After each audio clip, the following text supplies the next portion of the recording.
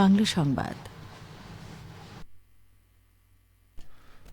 আসসালামু আলাইকুম। বাংলাদেশ বেতার, রাজশাহী। স্থানীয় সংবাদ পড়ছি সাইদ মল্লিক। ইলিশের নিরাপদ প্রজনন নিশ্চিতে আগামীকাল মধ্যরাত থেকে শুরু হচ্ছে মা ইলিশ সংরক্ষণ অভিযান। আগামী 25শে অক্টোবর পর্যন্ত নদী সাগরে ইলিশ সহ সব ধরনের মাছ ধরায় নিষেধাজ্ঞা থাকবে। অভিযানে মৎস্য কর্মকর্তাদের পাশাপাশি কাজ করবে আইনশৃঙ্খলা বাহিনী। নিষেধাজ্ঞা বাস্তবায়নে জেলেদের সহায়তায় ভিজিএফ কর্মসূচির আওতায় চাল বিতরণ করা হবে।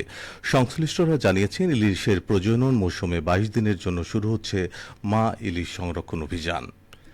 এ সময় নদী সাগরে ইলিশ ধরা, পরিবহন, বাজারজাত ও মজুত নিষিদ্ধ। এ সময় কাজ না থাকায় জেলেদের 25 কেজি করে চাল দেবে সরকার। বরাদ্দ পেতে সঠিকভাবে তালিকা তৈরির দাবি জানিয়েছেন জেলেরা। অভিযান সফল করতে প্রশাসনের সঙ্গে কাজ করবে নৌ পুলিশ, কোস্টগার্ড, নৌবাহিনী। নিষেধাজ্ঞা মেনে চলতে জেলে পল্লীগুলোতে লিফলেট বিতরণের পাশাপাশি নদী তীরবর্তী এলাকায় করা হয়েছে মাইকিং। ইলিশের প্রজনন মৌসুমে কেউ নিষেধাজ্ঞা অমান্য করলে 2 বছরের কারাদণ্ড, 5,000 টাকা পর্যন্ত জরিমানা অথবা উভয় দণ্ডে দণ্ডিত হবেন। কাঁচামরিচ চাষ করে উচ্চ মূল্য প্রাপ্তির মাধ্যমে লাভবান হচ্ছেন নাটোরের কৃষকরা।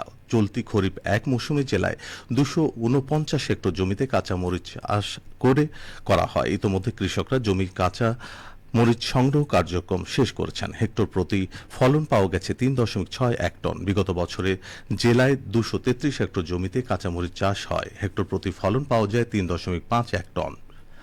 অর্থাৎ আবাদি জমির পাশাপাশি গড় ফলনও বৃদ্ধি পেয়েছে। কৃষি সম্প্রসারণ অধিদপ্তর নাটোর জেলা কার্যালয়ের উপপরিচালক মোহাম্মদ হাবিবুল ইসলাম খান বলেন, উচ্চ মূল্য এবং উচ্চ ফলনের মাধ্যমে কাঁচামরিচ চাষাবাদের মাধ্যমে লাভবান হচ্ছেন জেলার কৃষকরা। কৃষি বিভাগ প্রয়োজনীয় পরামর্শ প্রদানের মাধ্যমে কৃষকদের সহযোগিতা দিয়ে যাচ্ছেন। নাটোরে বিদ্যুৎস্পৃষ্ট হয়ে এক মাছ ব্যবসায়ী নিহত হয়েছেন। আজ সকালে নাটোরের নিচা বাজারে তার নিজস্ব মাছ বিক্রয় কেন্দ্রে এই দুর্ঘটনা ঘটে। নিহত নিজামুদ্দিন নাটোর সদর উপজেলার বেজপাড়া আমহাটি এলাকার মৃত শামসুদ্দিনের ছেলে। প্রত্যক্ষদর্শী সূত্রে জানা যায়, অন্যান্য দিনের মতো মাছ বিক্রি শুরু করেন নিজামুদ্দিন। এক পর্যায়ে আলোর স্বল্পতার কারণে বৈদ্যুতিক লাইন টেনে বাল্ব সংযোজন কাজে নিয়োজিত হন। এই সময় অসাবধানতাবশত বিদ্যুতের তারে জড়িয়ে গেলে বিদ্যুৎস্পৃষ্ট হয়ে ঘটনাস্থলে মারা যান তিনি। নওগাঁয় ইউনিয়ন ভূমি অফিসে কর্মরত কর্মকর্তাদের সক্ষমতা বৃদ্ধির লক্ষ্যে ইলেকট্রনিক ডিভাইসের ব্যবহার শেখানো হচ্ছে। এতে নাগরিকরা সহজেই হয়রানিমুক্ত সেবা পাবেন বলে আশা করা হচ্ছে। এ নিয়ে এখন শুনুন একটি বিশেষ প্রতিবেদন।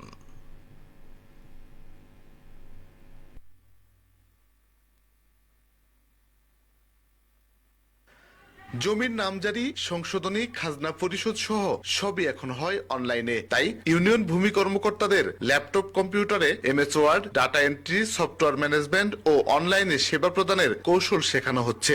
প্রশিক্ষণের সুযোগ পেয়ে খুশি অংশগ্রহণকারীরা। আমরা এই প্রশিক্ষণে টাইপ, এমএস ওয়ার্ড, আমাদের অফিসিয়াল যে সমস্ত কার্যক্রম আমরা সুষ্ঠুভাবে এবং সুন্দরভাবে শিখতে পারতেছি। অনেকে আমরা কম্পিউটার জিনিসটা কি মানে দেখতে ভয় পাইতাম, হয়তো লেখাটাকে ভয় পেতাম। এখানে আমরা অনেক বেশি উপকৃত হয়েছে। আমাদের অনেক কিছু ঘাটতি ছিল, আমরা অনেক কিছু কম্পিউটার সম্পর্কে জানা ছিল না আমাদের, সেগুলো জানতে পেরেছি।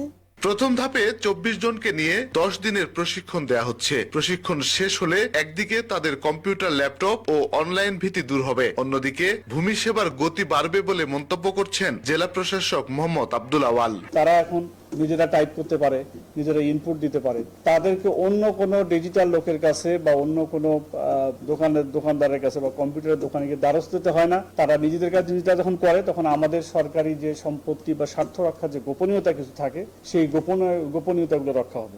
নওগাঁ জেলা প্রশাসনের এই উদ্যোগ মডেল হিসেবে ছড়িয়ে দেয়া যেতে পারে বলে মন্তব্য করছেন সংশ্লিষ্টরা। শফিক ছোটন, নওগাঁ জেলা সংবাদদাতা, বাংলাদেশ বেতার, রাজশাহী।